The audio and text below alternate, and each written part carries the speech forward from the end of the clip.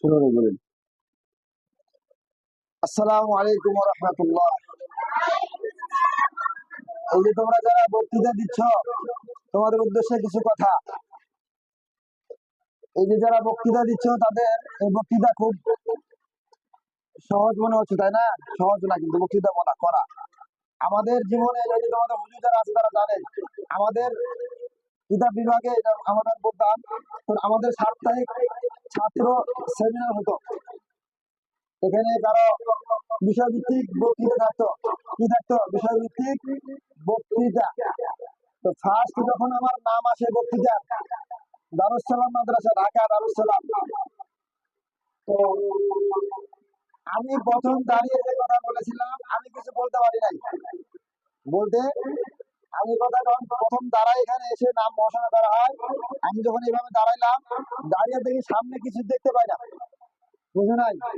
বাস্তব কথা বলছি, সামনে কিছু দেখতে পাই না, অন্ধকার মনে হয়েছে। যদিও চায় আছে, দেখছি, কিন্তু বাস্তবে কিছু দেখতে পাই না। মানে এমন অবস্থা হয়েছে, হাত পা কাঁপছে। শুধু এতটুকু মনে আছে, বলছিলাম যে আমি তো এই সপ্তাহে শিখতে পারি নাই, তো আগামী সপ্তাহে যদি শিখে আসতে পারি, আমি সবার কাছে দোয়া চাই, কি চাই? এরপর থেকে আর বলতে হয় নাই, কিছু হলেও বলতে পারছি, কিছু হলো কি বলতে পারছি। তো এই যে এরকম বিষয়টা, এই জন্য লেগে থাকতে হবে। কথা বুঝতে পেরেছো? আমি আমার জীবনের কথা বললাম, তোমরা তো দেখলাম অনেকে শিখে নাই, এই যে মেয়েরা শিখে নাই কিন্তু এসে বলতে পারছে।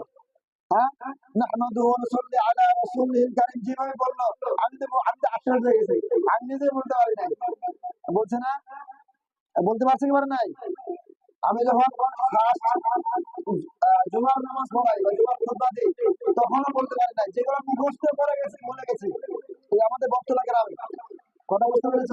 এই জন্য তোমাদের মধ্যে একটা, আমার এই ঘটনা বলার উদ্দেশ্য হলো তোমাদের জন্য শিক্ষা নেওয়া।